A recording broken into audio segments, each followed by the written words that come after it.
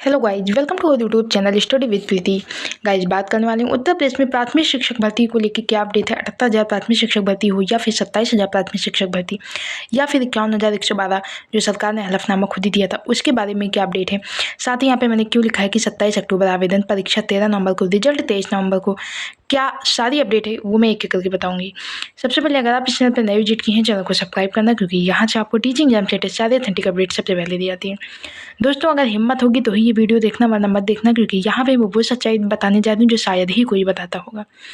मैं आपको यहाँ पे दिखाने जा रही हूँ कि क्या कुछ यहाँ पे बोला गया और क्या चीज़ें हो रही हैं अभ्यर्थियों के साथ, वो चीज़ें। सबसे पहले यहाँ देखिए, अधिसूचना जारी होने की तिथि 18 अक्टूबर, नामांकन करने की अंतिम तिथि 25 अक्टूबर, नामांकन की जाँच की तारीख 28 अक्टूबर, उम्मीदवारी वापस लेने की अंतिम तिथि 30 अक्टूबर। ऐसा मैंने क्यों लिखा। साथ ही एक चीज़ मैं और यहाँ पे दिखाना चाहूँगी कि 800 छात्रों पर सिर्फ 5 शिक्षक। लखनऊ में 98 वित्त पोषित स्कूल संचालित हो रही हैं। इन स्कूलों में शिक्षकों के पद खाली हैं। मेहंदीगंज स्थित जगन्नाथ प्रसाद, ये सारी चीज़ें आप खुद ही पढ़ लेंगे। मेरा कहने का मतलब इतना है कि यहाँ पे जो है शिक्षकों की कितनी कमी है, और लगातार जो है टीजीटी पीजीटी का जो परीक्षा होने वाला है उसमें भी अभ्यर्थियों ने मांग रखी है कि इतने सालों बाद परीक्षा होने जा रही है और फिर से तुरंत होगी, तो आवेदन फिर से करवाया जाए और इसमें 25,000 सीटें ऐड किया जाए। लेकिन सच्चाई क्या है मैं आपको बताना चाहूँगी। दोस्तों, आपने ये चीज़ देखा कि 2 माह के अंदर हाईकोर्ट ने आदेश दिया कि 2 माह के अंदर जो है परीक्षा करवा ली जाए। 27,713 जो भर्ती 69,000 लिए बची हुई थी। लेकिन आपको पता है कि आज सिर्फ 10 दिन बचे हुए हैं उन 2 माह को पूरा होने में। उधर हाईकोर्ट ने यह भी कहा कि अगर आयोग के पास जो है कोई प्रॉब्लम है, वो परीक्षा नहीं करवा सकता, तो हिंदी और इंग्लिश दोनों उत्तर प्रदेश में जितने भी जो है पेपर संपादित होते हैं उनमें सभी में इसकी वजह, प्रॉपर वजह, किस वजह से आप नहीं करवा रहे हैं परीक्षा, किस वजह से भर्ती नहीं निकाल रहे हैं, इसकी जो प्रॉपर वजह है हिंदी इंग्लिश दोनों पेपर में छपवाइए। क्या आज तक हुआ? नहीं। उन 2 माह को पूरा होने में सिर्फ 10 दिन बचे हुए हैं। अब आप अंदाज़ा लगाइए कि ये सारी चीज़ें कब होगी। आपको पता है कि योगी जी ने 3 बार लगातार भाषण में चीज़ बोला कि प्राथमिक शिक्षक भर्ती देंगे, 60,000 पदों में शिक्षक भर्ती देंगे। ये चीज़ आप सभी ने सुनी होगी, पेपर के माध्यम से देखी होगी, लेकिन क्या आई? नहीं। इसकी वजह है कि चुनाव।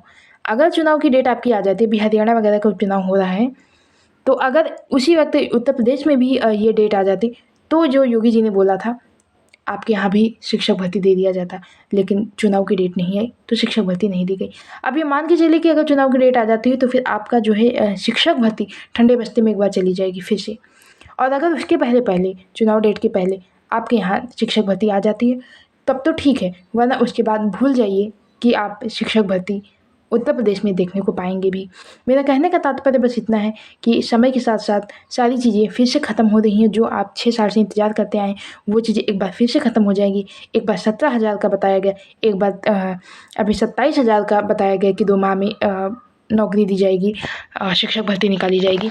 आखिर ये सारी चीज़ें कब होंगी? और ये कहीं अभ्यर्थियों के द्वारा नहीं, ये सरकार के द्वारा ही बोला जाता है। 17,000 वैकेंसी आई थी, तब भी सरकार ने बोला था। 27,000 पदों पे हाईकोर्ट ने आदेश दिया। उसके बाद 51,112 पे सरकार ने ही एक्सेप्ट किया, हलफनामा दिया। तो ये सारी चीज़ें सरकार के द्वारा बोली जाती है। उसके बाद भी हमारे शिक्षा मंत्री जी बयान में कहते हैं कि हमारे यहाँ छात्र शिक्षक अनुपात बराबर है।